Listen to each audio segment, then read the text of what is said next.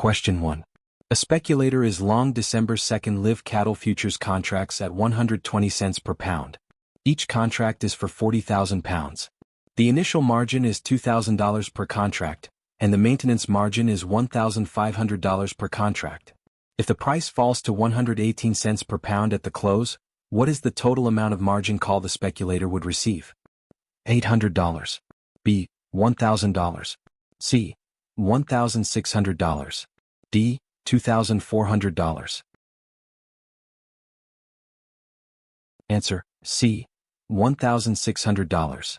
Explanation: the speculator initially deposited $4,000, 2 contracts $2,000. The loss is calculated as 2 contracts $40,000 pounds per contract 120 to 118 cents /LB equals $1,600. The current equity is $4,000 to $1,600 equals $2,400. The total maintenance margin required is $3,000, 2 contracts $1,500. Since the equity, $2,400, is below the maintenance margin, $3,000, a margin call is issued to bring the account back to the initial margin level. Therefore, the margin call amount is $4,000, initial margin, $2,400, current equity, equals $1,600. Understanding the difference between maintenance margin, trigger point, and initial margin, target for a margin call, is crucial. Question 2. A candy manufacturer anticipates needing 100,000 pounds of sugar in 6 months. To hedge against a potential increase in sugar prices, the manufacturer would most likely: A. Buy sugar futures contracts. B. Sell sugar futures contracts. C. Buy calls on sugar futures. D. Sell puts on sugar futures. Answer: A. Buy sugar futures contracts. Explanation: the candy manufacturer is exposed to price risk from needing to buy sugar in the future, meaning they are short the commodity and would suffer if prices rise. To hedge this risk, they need to establish a long position in the futures market, which means buying futures contracts. If sugar prices rise, the profit from the long futures position would offset the increased cost of purchasing physical sugar. While buying calls on sugar futures, option C, could also provide upside price protection, buying futures is a more direct hedge for a firm needing to take physical delivery or offset a cash market purchase. Question 3. Which of the following statements most accurately describes a commodity pool operator, CPO? An individual or firm that advises others on futures trading for a fee. B. An entity that solicits funds for a pooled investment in commodities. C. A firm that executes futures orders on behalf of customers. D. An individual who uses proprietary funds for speculative futures trading. Answer: B. An entity that solicits funds for a pooled investment in commodities. Explanation: a commodity pool operator, CPO, is an individual or organization that solicits or accepts funds from clients for the purpose of trading futures contracts or options on futures in a commingled account or pool. This definition distinguishes them from commodity trading advisors, CTAs, who provide advice, option A, futures commission merchants, FCMs, or introducing brokers, IBs, who execute orders, option C, and individual speculators, option D. CPOs are subject to specific registration and disclosure requirements by the CFTC and NFA to protect pool participants. Question 4. Which regulatory body has primary oversight over the U.S. futures markets and futures professionals? A. Securities and Exchange Commission, SEC. B. Financial Industry Regulatory Authority, FINRA. C. Commodity Futures Trading Commission, CFTC. D. Federal Reserve Board, FRB. Answer: C. Commodity Futures Trading Commission, CFTC.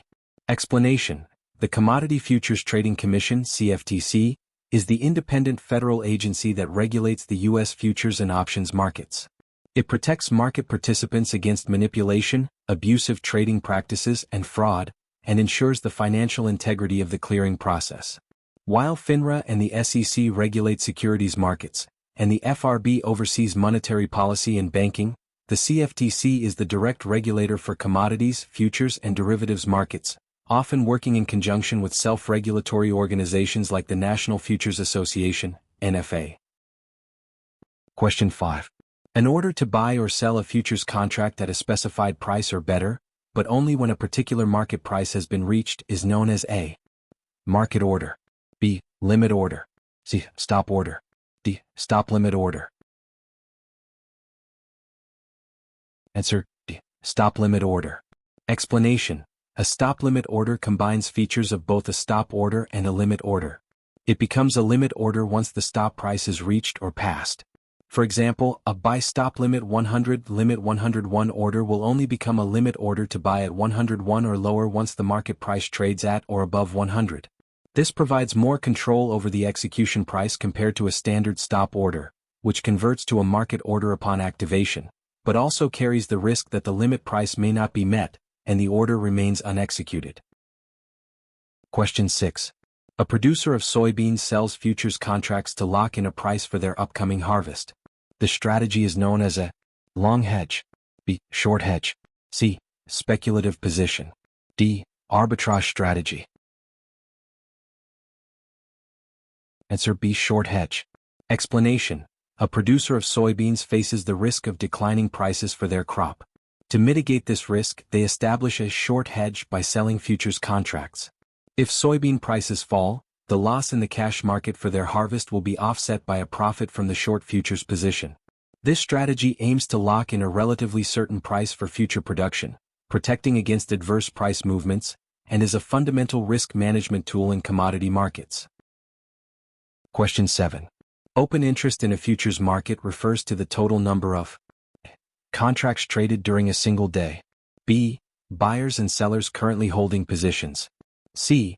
Outstanding futures contracts that have not yet been offset or delivered. D. Deliverable supply of the underlying commodity. Answer. C. Outstanding futures contracts that have not yet been offset or delivered. Explanation. Open interest is the total number of outstanding futures or options contracts that have not been closed out by an offsetting transaction or fulfilled by delivery. It represents the number of active contracts in the market at any given time, providing an indication of market liquidity and the total amount of money committed to that market. Open interest reflects the number of active positions, not the volume of trading, option A, and is distinct from the underlying physical supply, option D. Question 8. When a futures contract is marked to market daily, it means that A. The contract price is adjusted only at expiration. B. Gains and losses are realized and settled daily through margin accounts. C. Only initial margin requirements are assessed daily. D. The contract can only be traded during specific market hours. Answer. B. Gains and losses are realized and settled daily through margin accounts. Explanation. Marking to market is the process by which the value of a futures contract is adjusted to its current market price at the end of each trading day. This daily settlement means that any gains or losses for the day are immediately credited to or debited from the participant's margin account. This mechanism ensures that potential credit risk between counterparties is minimized, as any party incurring significant losses will receive a margin call, preventing large, accumulated debts and ensuring the financial integrity of the exchange's clearinghouse. Question 9. A wheat farmer anticipates harvesting in 3 months and wants to protect against falling prices while retaining the possibility to benefit if prices rise significantly. Which strategy would best achieve this? A. Sell wheat futures contracts. B. Buy wheat put options. C. Buy wheat call options. D. Sell wheat call options. Answer B. Buy wheat put options. Explanation. A wheat farmer is long the physical commodity, their crop, and faces the risk of falling prices. To protect against this downside risk while retaining upside potential, buying put options is an effective strategy. The put option gives the farmer the right to sell futures at a predetermined strike price, setting a floor for their selling price. If prices fall, the put option gains value, offsetting losses in the cash market. If prices rise, the farmer benefits from the higher cash price, less the premium paid for the put, as the put would likely expire worthless. Question 10. What is the primary function of a clearing organization in the futures market? A. To provide investment advice to futures traders. B. To act as the counterparty to every trade, guaranteeing performance. C. To execute customer orders on the exchange floor. D. To regulate the activities of futures commission merchants, FCMs. Answer B. To act as the counterparty to every trade, guaranteeing performance. Explanation. The primary function of a clearing organization is to facilitate the orderly settlement of trades and manage counterparty risk. After a trade is executed, the clearinghouse becomes the buyer to every seller and the seller to every buyer, effectively guaranteeing the performance of each contract. This process, known as novation, reduces counterparty risk for market participants and ensures the integrity of the futures market, as it removes the need for individual traders to assess the creditworthiness of their trading partners. Question 11. Which of the following is characteristic of an option on a futures contract? A. It obligates the holder to buy or sell the underlying commodity. B. Its premium is typically paid at expiration. C. It gives the holder the right but not the obligation to take a futures position. D. It always results in physical delivery of the commodity. Answer. C. It gives the holder the right but not the obligation to take a futures position. Explanation. An option on a futures contract grants the holder the right, but not the obligation, to enter into a futures contract at a specific price, the strike price, on or before a certain date, the expiration date. For this right, the buyer pays a premium to the seller. Unlike futures contracts themselves, options do not obligate the holder to buy or sell the underlying commodity or futures contract, thus offering defined risk for the buyer and limited profit potential for the seller, making them versatile tools for both hedging and speculation. Question 12. A speculator sells a July crude oil 70 call option for a premium of $3. The contract size is 1,000 barrels. What is the maximum potential profit for this speculator? Unlimited profit. B. $3,000. C. The strike price minus the premium. D. $70,000. Answer B. $3,000. Explanation. When selling an option short call, the maximum potential profit is limited to the premium received. In this case, the speculator receives $3 per barrel for selling the call. Since one contract covers 1,000 barrels, the total premium received is $3 * 1,000 barrels equals $3,000. The seller of a call option has unlimited potential loss if the price of the underlying futures contract rises significantly above the strike price, but their maximum profit is fixed at the premium collected from the buyer. This strategy is often used when the seller expects the underlying price to remain stable or fall. Question 13. A basis in futures trading refers to the difference between A. The initial margin and the maintenance margin. B. The price of a futures contract and the price of an option on that futures contract. C. The current cash market price of a commodity and the futures price of that commodity. D. The bid price and the ask price for a futures contract. Answer. C. The current cash market price of a commodity and the futures price of that commodity. Explanation. Basis is a fundamental concept in commodity hedging, representing the difference between the current cash market price of a commodity and the price of a specific futures contract for that commodity. Basis risk arises from the uncertainty of this spread narrowing or widening unpredictably, which can impact the effectiveness of a hedge. For a hedger, a strong understanding of basis allows for better predictions of the ultimate selling or buying price of the physical commodity after accounting for the futures position. Question 14. A company implements a hedging strategy using futures contracts. Which of the following is a primary reason why this hedge might not perfectly offset the underlying price risk? A. The company does not use a regulated futures commission merchant, FCM. B. The cash market price and the futures price do not move in a perfectly correlated manner. C. The futures contract is marked to market daily by the clearinghouse. D. The company has to pay an initial margin to open the futures position. Answer. B. The cash market price and the futures price do not move in a perfectly correlated manner. Explanation. A hedge aims to reduce price risk by offsetting a cash market position with a futures position. However, a perfect hedge is rare because the relationship between the cash price and the futures price, known as the basis, can change unexpectedly. This basis risk means that the gains or losses on the futures position may not exactly offset the losses or gains in the cash market, leaving some residual price exposure. The other options describe regulatory requirements, A, market mechanisms, C, or initial costs, D, which are not primary reasons for imperfect hedge effectiveness. Question 15. If an investor buys a put option on a futures contract, they are hoping for the price of the underlying futures contract to increase, B, decrease, C, remain stable, D, fluctuate unpredictably.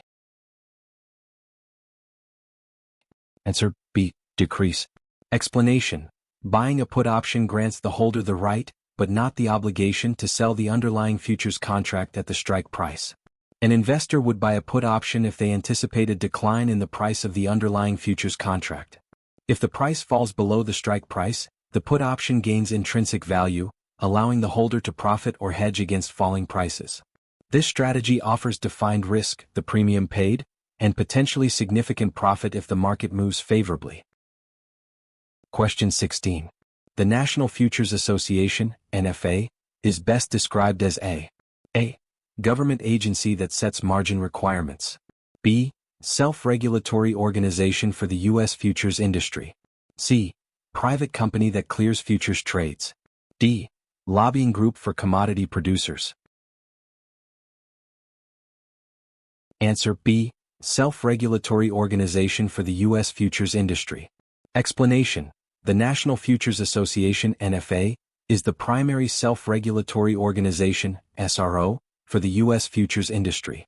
Authorized by the Commodity Futures Trading Commission, CFTC, the NFA's mission is to protect investors and ensure market integrity through regulatory oversight of futures professionals, including futures commission merchants, FCMs, introducing brokers, IBs, commodity pool operators, CPOs, and commodity trading advisors, CTAs. It establishes and enforces ethical standards and rules of conduct for its members, complementing the CFTC's broader regulatory framework. Question 17. An investor owns 100 shares of XYZ stock and wants to generate income from their existing holdings while moderately limiting potential upside. Which option strategy would best achieve this? A. Buying XYZ call options. B. Selling XYZ call options, covered call. C. Buying XYZ put options. D. Selling XYZ put options. Answer B. Selling XYZ call options, covered call. Explanation.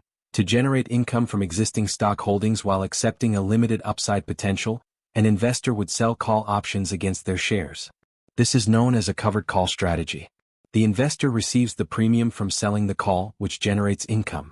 If the stock price rises above the strike price, the shares may be called away, limiting upside profit, but if the price stays below the strike or falls, the premium is kept, providing some buffer. Question 18. A speculator enters a bear spread by selling a nearby futures contract and buying a more distant futures contract. This strategy is profitable if A. The prices of both contracts increase significantly. B. The prices of both contracts decrease, and the nearby contract declines more than the distant contract. C. The distant contract declines more than the nearby contract. D. The price difference between the two contracts narrows. Answer B. The prices of both contracts decrease, and the nearby contract declines more than the distant contract. Explanation. A bear spread involves selling the nearby front month contract and buying the distant back month contract. This strategy is typically employed when a speculator expects the market to decline, and the nearby contract's price to fall more rapidly or by a greater amount than the distant contract's price. If both prices fall, and the short nearby position profits more than the long distant position loses, the spread will be profitable. This strategy seeks to profit from a weakening market and a changing relationship between the different expiration months. Question 19. A customer opens a futures account with an introducing broker, IB, who is ultimately responsible for maintaining the customer's margin account and executing trades. A. The introducing broker, IB. B. The commodity trading advisor, CTA. C. The futures commission merchant, FCM. D. The National Futures Association, NFA. Answer C. The futures commission merchant, FCM. Explanation. While an introducing broker, IB, solicits and accepts futures orders from customers, they do not hold customer funds or execute trades themselves. These functions are performed by a futures commission merchant, FCM, who carries the customer's account, accepts their money, and is responsible for executing the trades on the exchange. The IB essentially acts as an agent, funneling orders through a clearing FCM, making the FCM ultimately responsible for the margin account and order execution. This division of labor is fundamental to the structure of the futures industry. Question 20. The CFTC's Large Trader Reporting System requires futures commission merchants, clearing members and foreign brokers to report positions that exceed specific levels. What is the primary purpose of this system? A. To ensure fair and orderly market conditions and prevent market manipulation. B. To identify individual speculative traders for tax purposes. C. To provide daily trading recommendations to small investors. D. To calculate the total open interest for all futures contracts. Answer: A. To ensure fair and orderly market conditions and prevent market manipulation. Explanation: the CFTC's Large Trader Reporting System is a critical surveillance tool designed to monitor the activity of significant participants in the futures markets. By tracking positions that exceed certain thresholds, the CFTC can identify potentially manipulative or disruptive trading practices and ensure market integrity. This system helps regulators detect potential price manipulation, excessive speculation, or other abuses that could undermine the fairness and efficiency of the markets, protecting both hedgers and legitimate speculators. Question 21. When a futures contract goes into contango, it means that A. Nearby futures prices are higher than more distant futures prices. B.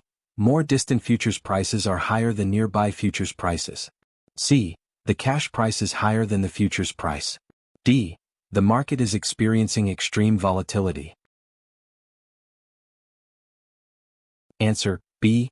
More distant futures prices are higher than nearby futures prices. Explanation: contango is a market condition where the price of a futures contract for a distant delivery month is higher than the price of a futures contract for a nearer delivery month. This normal market phenomenon often occurs when the market expects the price of the commodity to increase over time, reflecting costs like storage, insurance, and interest for holding the physical commodity. The opposite condition, where nearby prices are higher, is known as backwardation, and usually signals immediate supply shortages or high current demand. Understanding contango helps traders and hedgers interpret market expectations.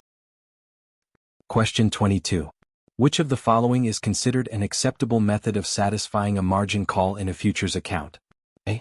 Depositing additional cash. B. Transferring securities from a brokerage account. C. Depositing unencumbered U.S. Treasury bills. D. Both A and C. Answer: D. Both A and C. Explanation: futures margin calls can typically be met by depositing additional cash or by depositing certain highly liquid, unencumbered securities such as U.S. Treasury bills. These assets provide immediate liquidity to the FCM to cover potential losses. Transferring other types of securities, option B, may not always be acceptable or may require a significant haircut, as the primary requirement is for highly liquid collateral that can quickly be converted to cash if necessary. The quick satisfaction of margin calls is essential to maintain the financial integrity of the futures market's daily settlement process. Question 23. A commodity trading advisor, CTA, charges a management fee based on a percentage of assets under management and a performance fee based on a percentage of new profits. This fee structure is often referred to as a flat commission structure. B. An incentive fee structure. C. A brokerage fee structure. D. A fixed subscription fee. Answer: B. An incentive fee structure. Explanation: this type of fee structure, which includes both a management fee, often called a hurdle rate, if profits must exceed a certain level before performance fees kick in, and a performance fee, is known as an incentive fee structure. It is designed to align the interests of the CTA with those of the client by rewarding the advisor for positive performance. This contrasts with flat commissions or subscription fees and is a common arrangement in managed futures accounts where CTAs actively manage client funds. Question 24. An investor owns a call option on crude oil futures with a strike price of $75. The current futures price is $78. This option is considered A. Out of the money. B. At the money. C. In the money. D. At parity. Answer: C. In the money. Explanation: a call option is considered in the money when the current market price of the underlying asset, in this case crude oil futures, is above the option strike price. With a strike price of $75 and a futures price of $78, the call option has an intrinsic value of $3.78 to $75. This means the option holder could exercise the option buy the futures at $75 and immediately sell it at $78 for a profit, excluding the premium paid. Options are out of the money if the underlying price is below the strike, and at the money if the underlying price equals the strike. Question 25. A company needs to hedge its exposure to jet fuel, but there is no liquid futures contract specifically for jet fuel. Instead, it uses heating oil futures contracts for hedging, as heating oil and jet fuel prices tend to move similarly. This strategy is an example of perfect hedging. B. Cross-hedging. C. Speculative hedging. D. Arbitrage hedging. Answer: B. Cross-hedging. Explanation: cross-hedging occurs when a company hedges a cash market position with a futures contract on a different, but related, underlying commodity. This strategy is typically employed when a direct futures contract for the desired commodity is unavailable or illiquid. While effective to some extent, it introduces additional risk, known as cross-basis risk, because the prices of the two different commodities may not move in perfect correlation, leading to an imperfect hedge. Question 26. Which of the following is typically not a standardized term of a futures contract? Quality of the commodity. B. Quantity of the commodity. C. Delivery location.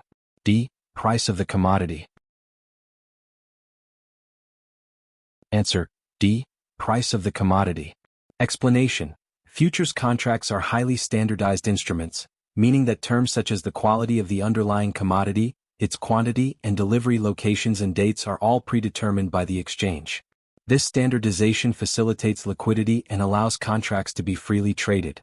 However, the price of the commodity is the only variable element that is determined by supply and demand forces in the market and agreed upon by buyers and sellers during trading. All other terms are fixed to ensure fungibility and simplify trading. Question 27. Which of the following activities is an introducing broker IB explicitly prohibited from performing in the U.S. futures market? A. Soliciting and accepting customer orders for futures contracts. B. Providing research and market analysis to clients. C. Maintaining custody of customer funds or executing trades directly on an exchange. D. Introducing customers to a futures commission merchant, FCM. Answer: C. Maintaining custody of customer funds or executing trades directly on an exchange. Explanation: introducing brokers IBs are authorized to solicit and accept customer orders and provide market information. However, they are explicitly prohibited from holding customer funds or executing trades directly on the exchange. These functions are the responsibility of the Futures Commission Merchant, FCM, with whom the IB has a formal agreement, ensuring the segregation and security of customer assets and the proper execution of orders. Question 28. An investor who is short the market in futures and believes prices will fall, but wants to limit potential losses if prices unexpectedly rise, could use which strategy? A. Buy an equivalent number of call options. B. Sell an equivalent number of put options. C. Place a buy-stop order above their short entry price. D. Place a sell-stop order below their short entry price. Answer: C. Place a buy-stop order above their short entry price. Explanation: an investor who is short futures profits from falling prices but faces unlimited risk if prices rise. To limit potential losses from an unexpected price increase, they would place a buy-stop order above their short entry price. If the market rises to the stop price, the order is triggered and converted into a market order, or a limit order for a stop limit, to buy, closing out their short position and limiting further losses. This is a common risk management technique for short positions. Question 29. Which term describes the process where a futures contract holder avoids physical delivery by taking an opposite, offsetting position before the contract's expiration? Exercise. B. Assignment. C. Liquidation. D. Abandonment. Answer C. Liquidation. Explanation: liquidation or offsetting is the most common way futures contract holders close out their positions before expiration.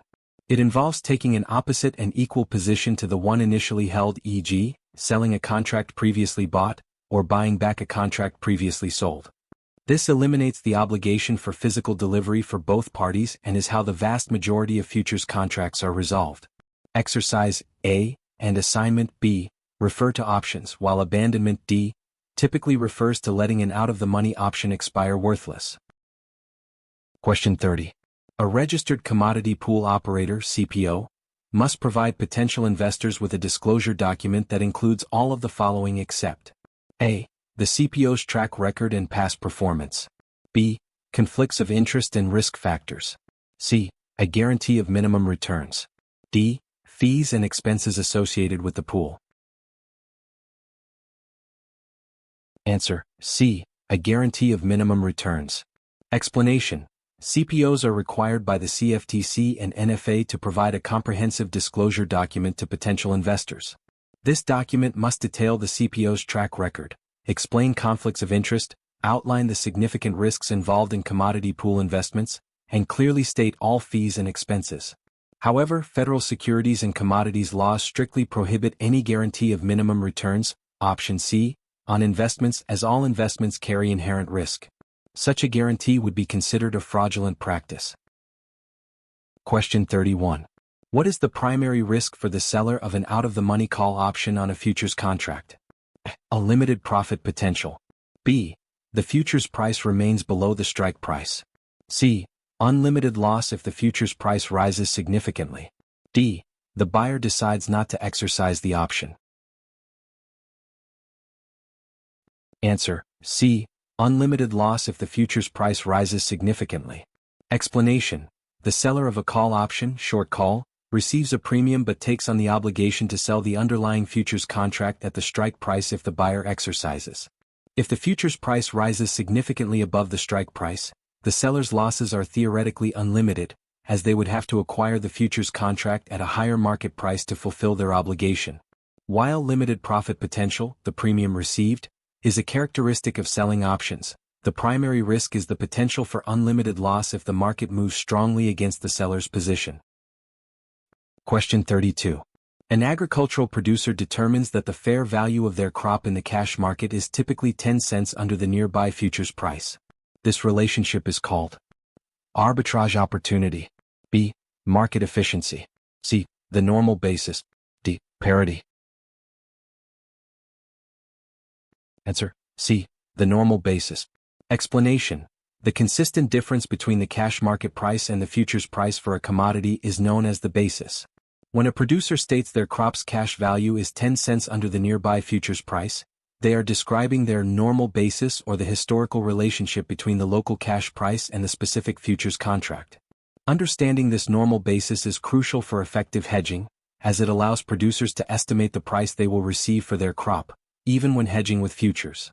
Arbitrage A involves profiting from mispricing, and market efficiency B refers to prices reflecting all available information. Question 33. If the National Futures Association, NFA, discovers that a member firm has engaged in unethical practices, the NFA has the authority to: A. Issue criminal charges and imprisonment. B. Revoke the firm's NFA membership, impose fines, or suspend individuals. C. Dictate the firm's internal management structure. D. Only issue a public warning.